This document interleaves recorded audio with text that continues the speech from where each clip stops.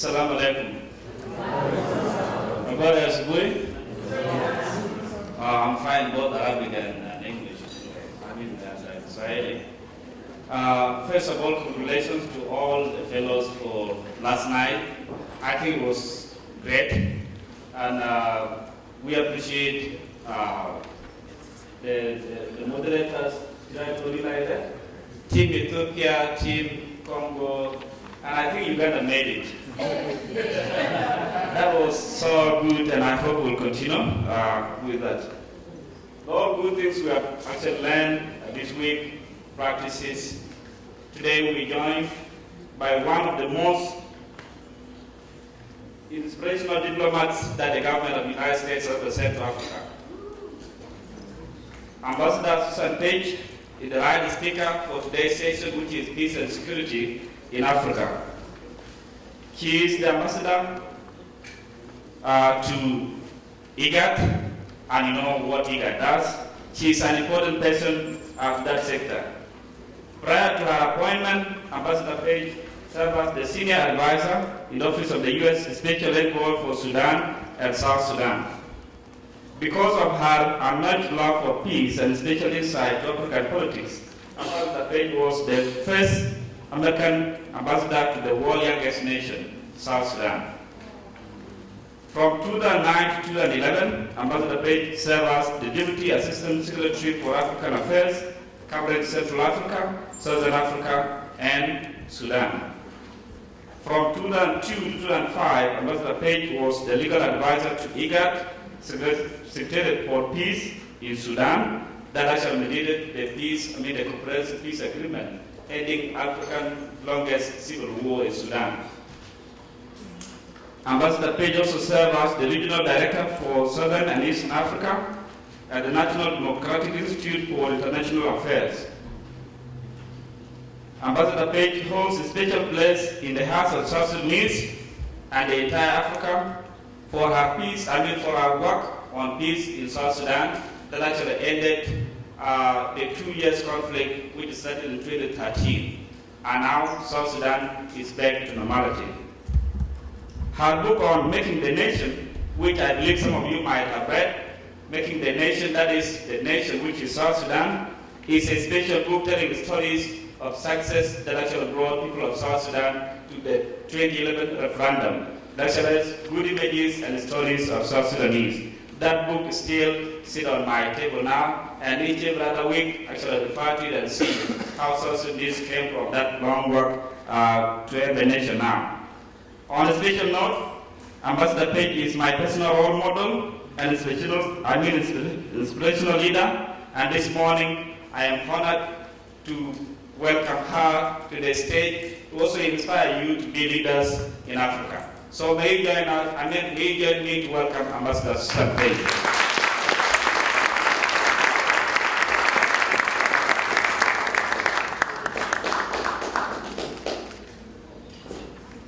Well, as you can see, I'm not a South Sudanese. So let me put this down to a normal height. Thank you, David, for that very warm welcome, even if you exaggerated a little bit on my skills and prowess. It's a real honor for me to be here with you all today. I actually can't see you with my glasses on. I can't read with them. Okay, let me do this. All right. It's a real honor for me to be here with all of you. I have to say that you guys are my inspiration. When I was reviewing the 2016 applications with Brandon, my PAO, at the U.S. Mission to the African Union, I was just wowed by the caliber of the applicants, just amazing. And I looked at my CV, which, okay, kind of think is all right. And I was just blown away thinking, holy cow, I didn't accomplish any of these things by the age of 35. So you guys are really, you're just on a trajectory that is completely different from anything that I've seen. And especially when I look at the Francophones who were here, listening to them speak with almost no accent, perfect, beautiful English. You guys, seriously, give yourselves a round of applause. You're amazing.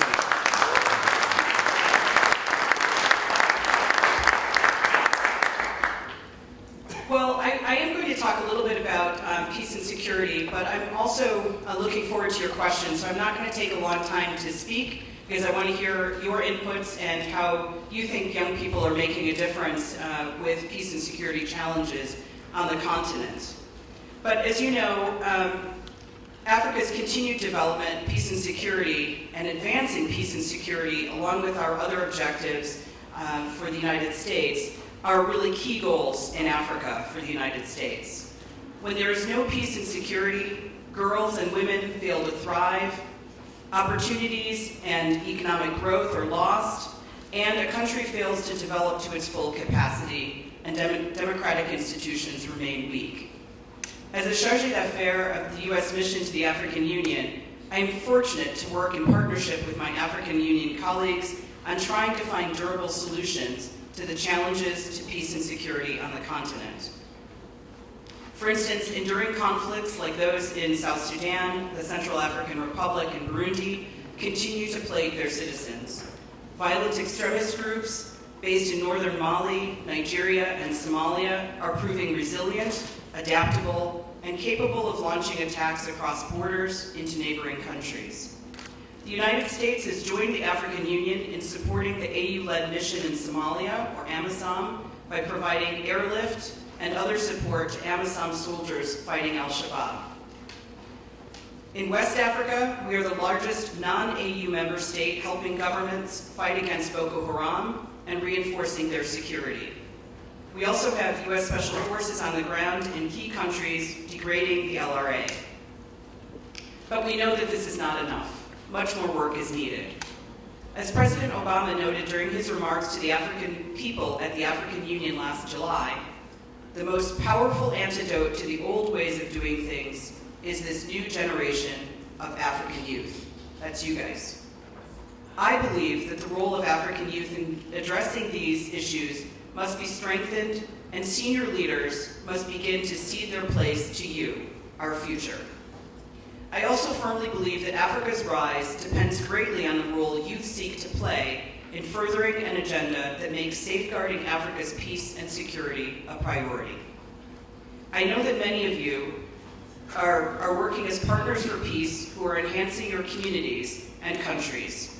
We look to you to continue this important work.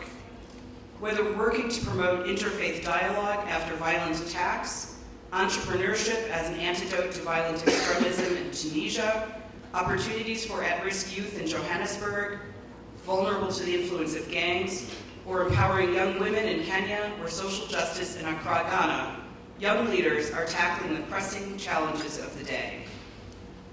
It is important to amplify the aforementioned narratives by supporting you young leaders who are committed to combating extremism and building peace.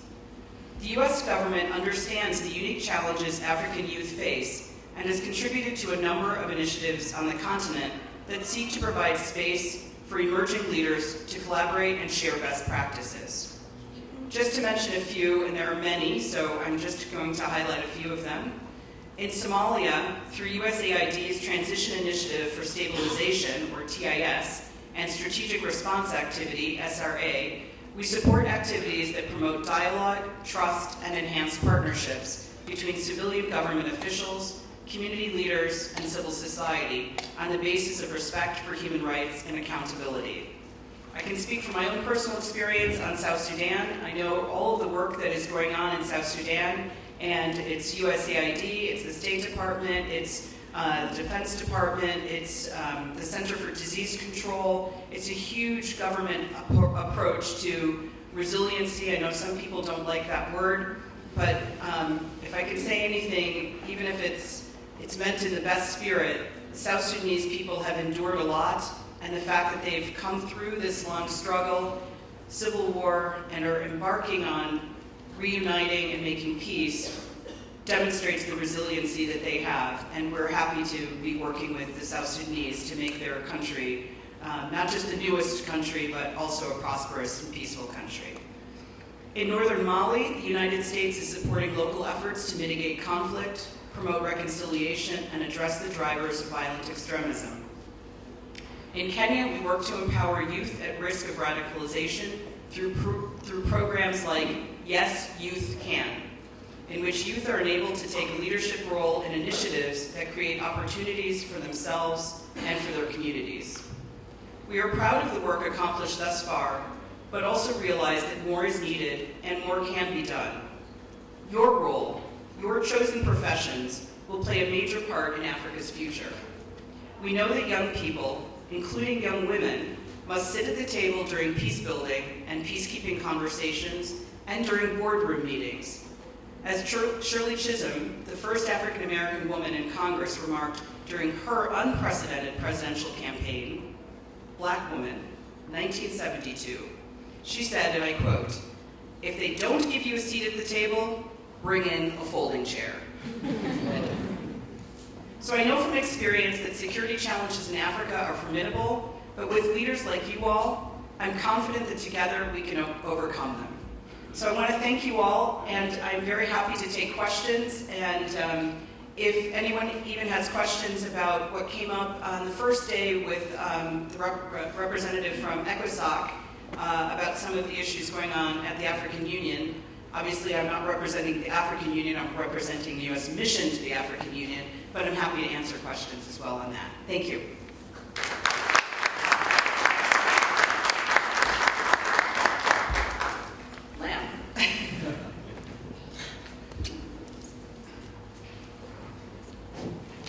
Thank you. My name is Hassan, and I come from Kenya. My question, rather challenge, goes to USAID and even the work that USAID is doing in regard to countering violence extremism.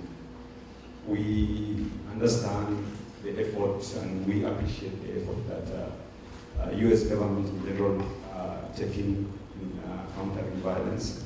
But my challenge, which also happened to your question, is why are we not working on the push factors rather than going for emergencies and aftermath terrorism act? Why are we not working on enforced disappearances? Why are we not working on judicial, extrajudicial killings? Why are we not working on?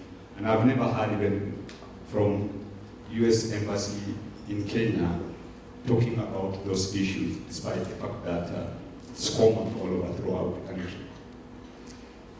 Should I take a few questions at once? In that case, I need a pen so I can write these down. Thank you, Ambassador. I know you know about African leaders and Africa continent. Of course, you are also the ambassador to the IGAD development.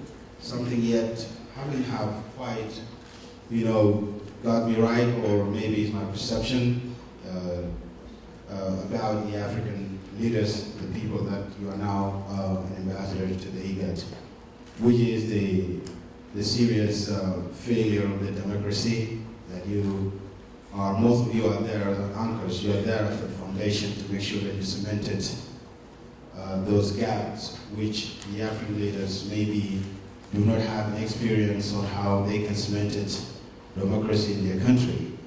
And because of all those, a lot of problems are arising in those countries.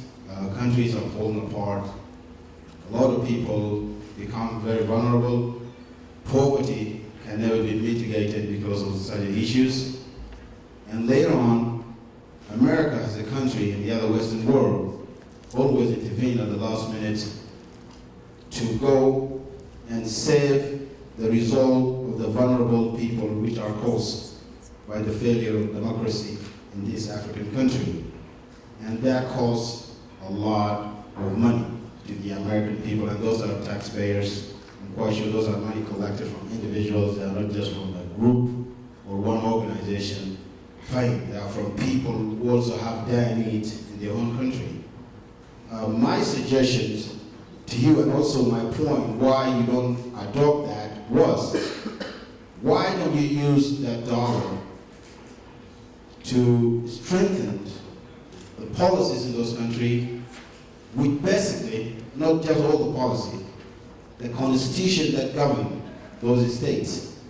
Why don't you just put that dollar make sure that that constitution is cemented, it's written in a correct, fundamental way where everybody can see themselves in that constitution, where they can actually feel the equality and equity will prevail so that nobody can be run over by certain hungry politicians because of certain things. So if that we could have done that, that constitution will be the meeting point of everybody else. That means all the three organs of it, that means the executive, the judiciary, and the legislature, and others, will definitely be inside that.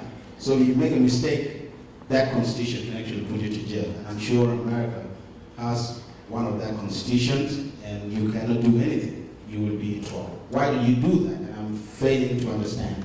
The second one, which is short, but I'm sorry to take a lot of time. African Union leaders, or African Union as a group, or institution which is, trying to give out the pathways and Africans, they are intimidated by the African leaders when time of needs or time of crisis in those countries arises. They could give you a good presentation, theories and everything they can, but when it comes to real conflict in those countries, they don't stand up to that. Instead, they start sympathizing and trying to negotiate with those countries. Those leaders will tell them, look, I'm not a dictator, maybe I'll take 2 years, I'll come down. Why don't you just give me more time? I'm not a bad guy. And they actually buy that idea, and they go back to the drawing board and start discussing the same thing that leader, who is a bad person, have said. Why do they feel intimidated? Because if they are just that way, they should just abandon the whole thing, because it's not going to help the African. Thank you.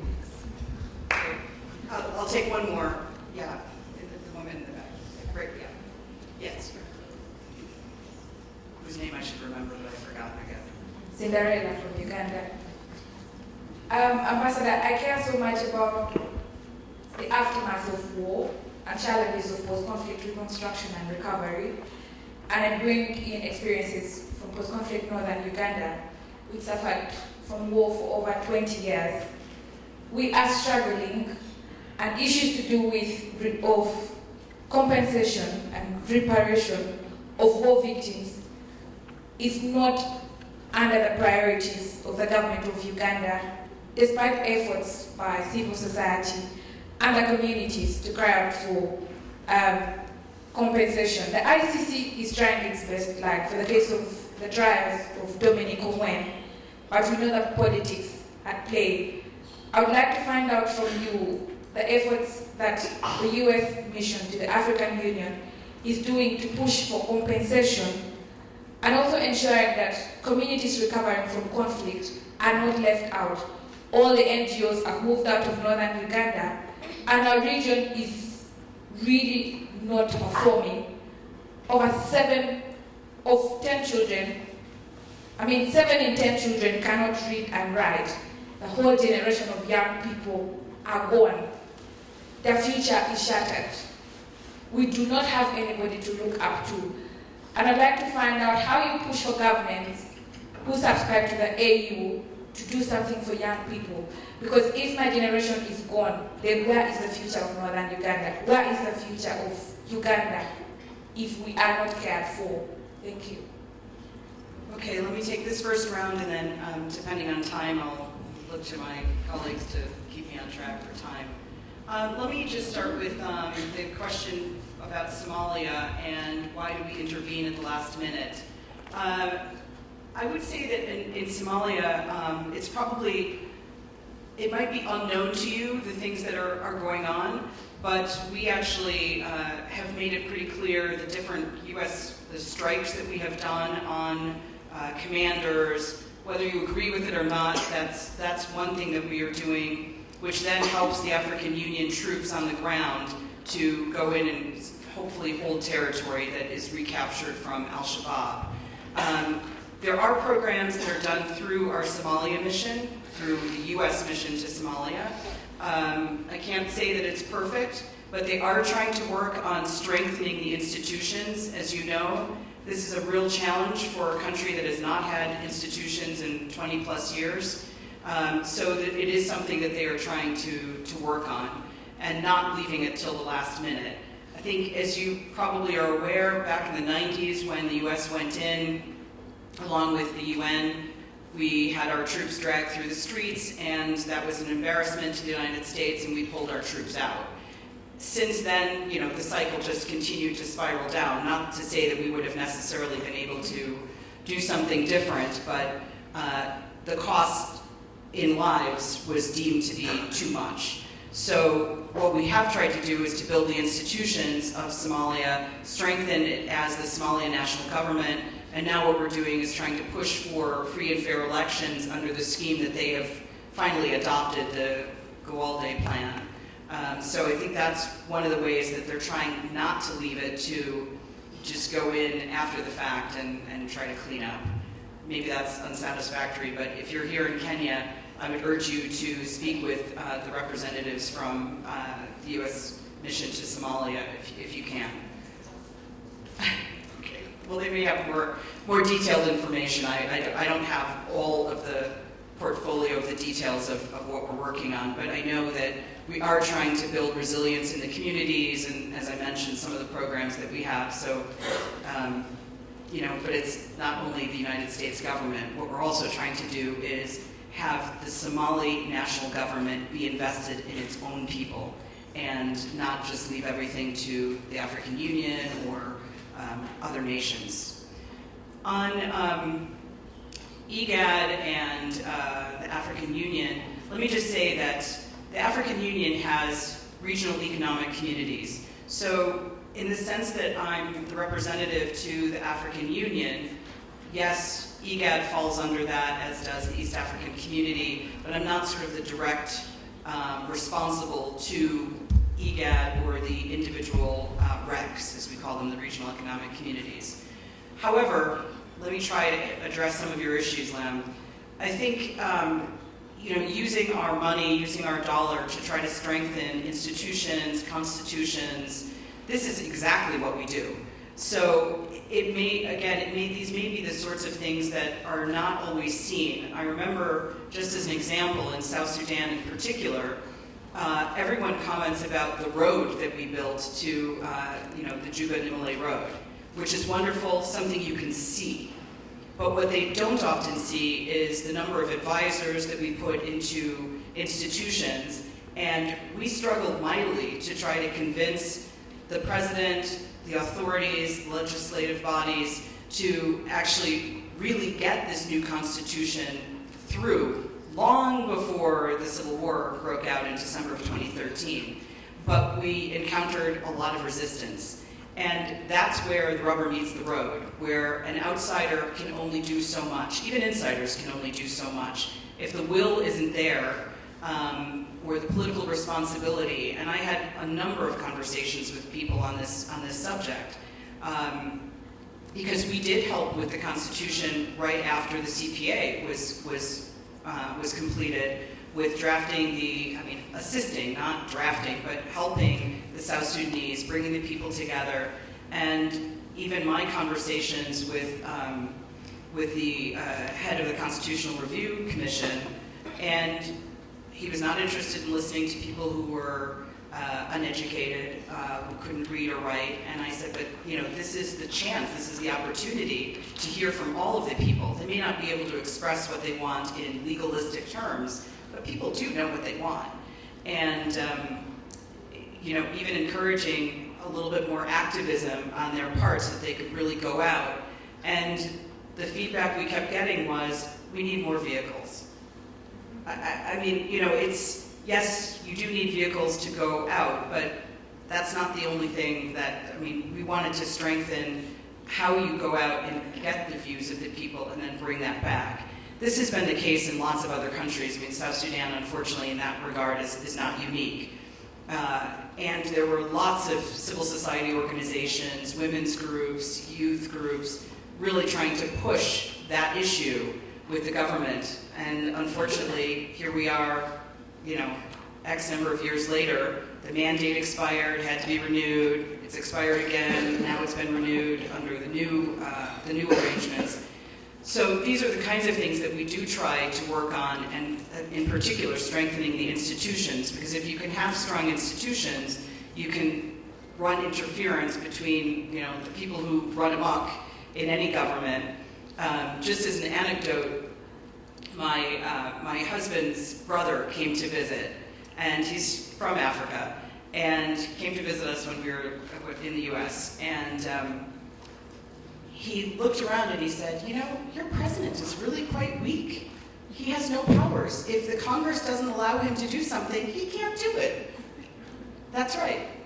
Because we have strong institutions. It's taken a long time. They're not perfect.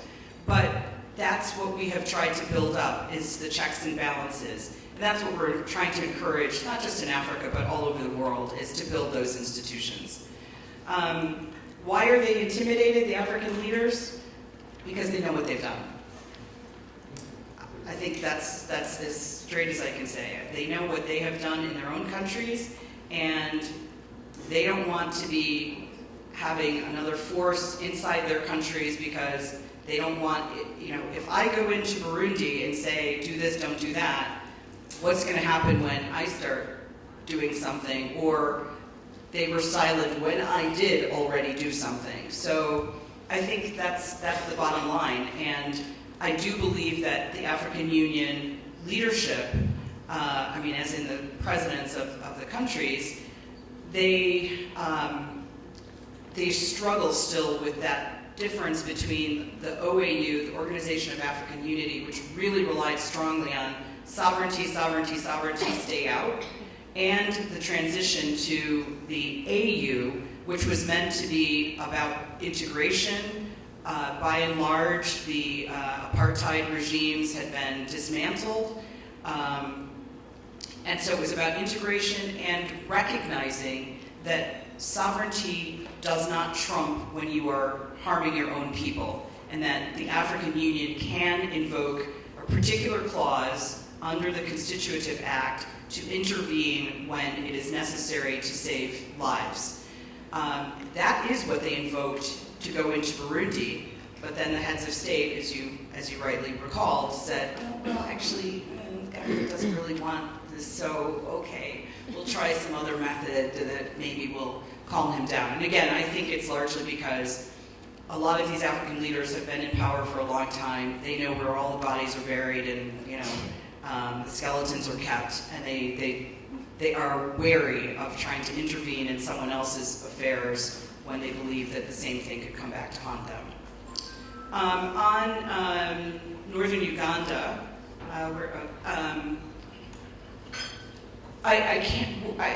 let me put it this way. We don't work on a country-specific basis at the mission to the African Union.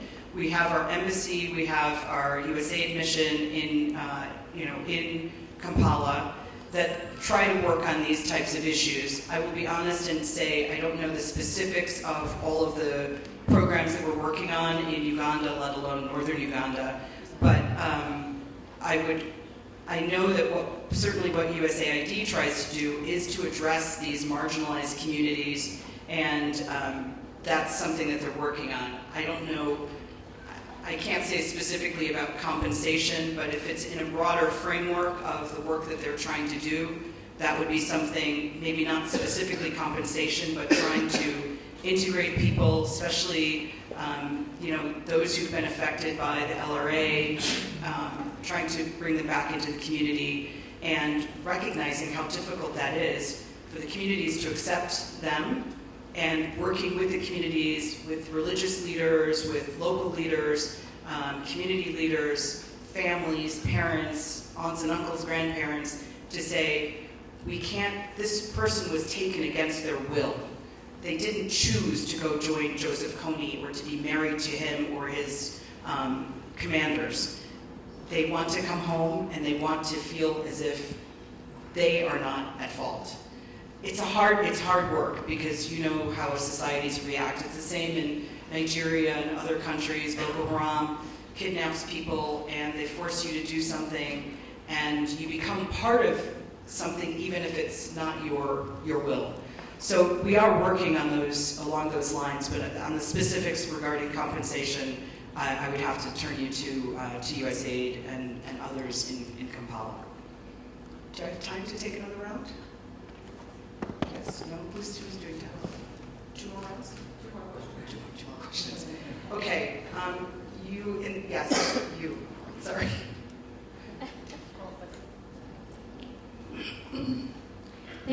My name is Tunu Mleli from Tanzania. My question is about fighting corruption in Africa. I'm wondering what is AU doing to help governments fight corruption and make sure that also they comply to the conventions and protocols that are meant to fight corruption within their states.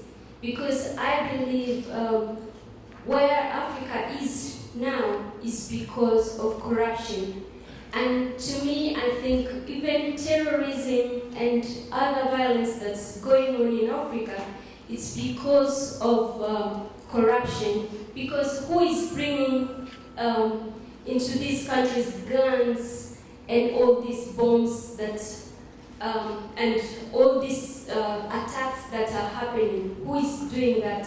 There must be a government official somewhere who is bribed, who is given something to allow that to happen. So I'm wondering what is AU is doing about that. Thank you.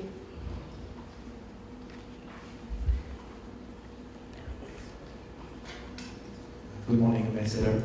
My name is Rakim from the Democratic Republic of Congo. See, no accent. I mean, it's unbelievable. Perfect English. Thank you.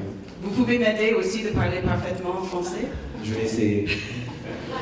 You've touched on what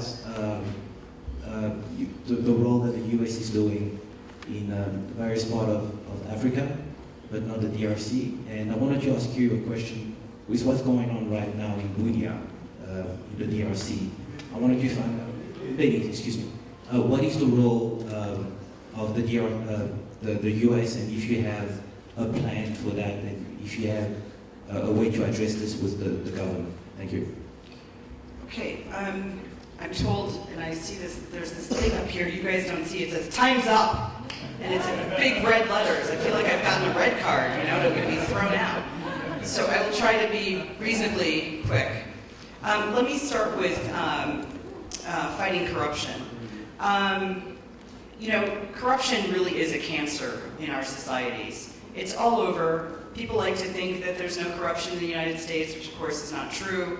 Probably much more sophisticated than other countries, but corruption tends to exist in procurement. This is one of the biggest ways that people make money illicitly.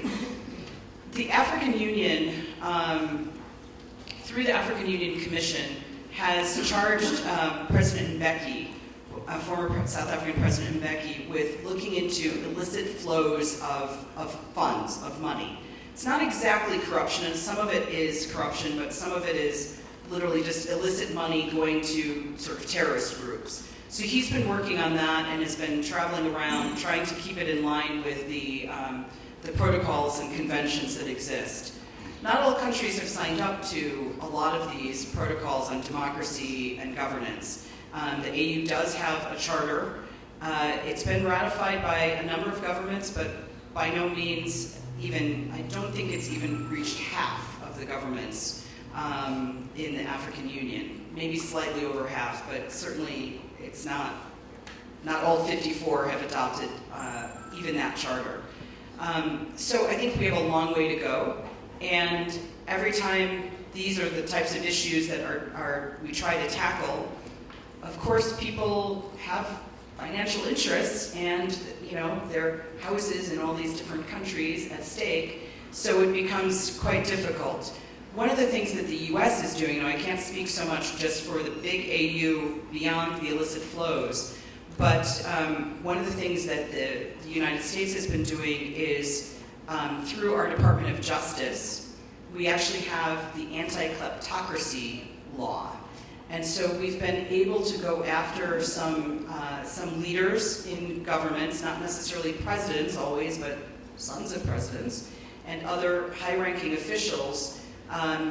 When they are caught with corruption, we can prosecute them in the United States and seize their property.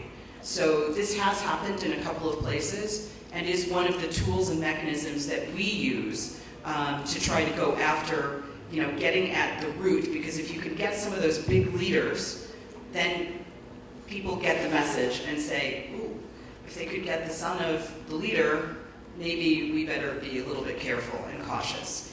But there has to be a real commitment on the part of these governments to do something about it, whether it's strengthening constitutions and institutions or really dealing with corruption, and not use it in just a political way to capture their, opponents.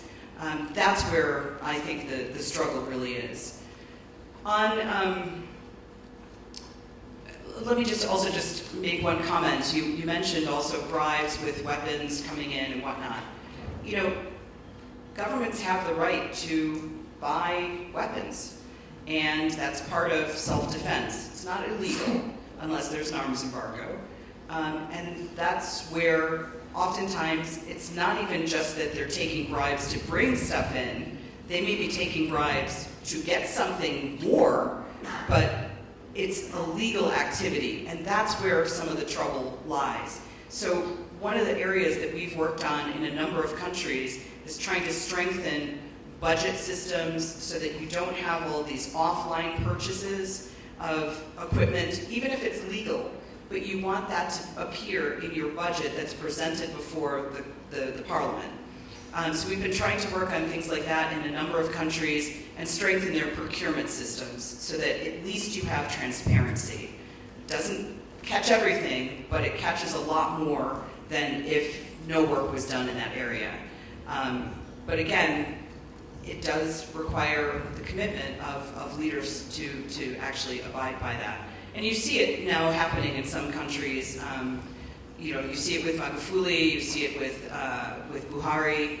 I'm not saying that it's perfect, and it might be, some parts of it may be political stunts, but there's at least an open commitment to that. So I think that's at least a good start.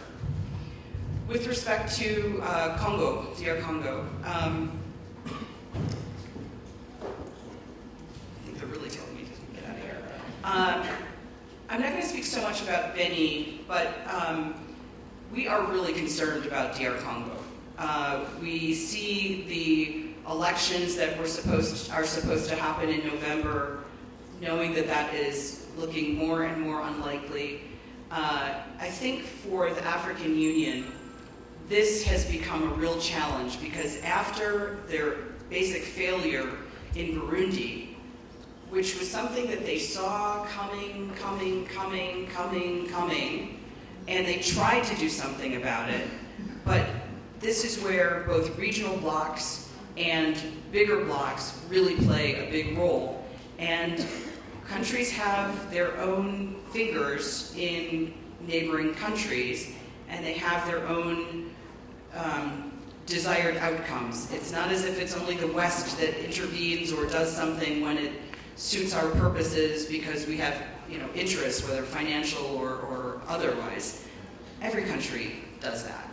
And when you look at whether it's Uganda, South Africa, Angola, in the case of Burundi, or in the case of DR Congo, some of the same countries, Rwanda, you start expanding that circle of people with influence and who maybe have more of an interest in the status quo because then that protects their interests.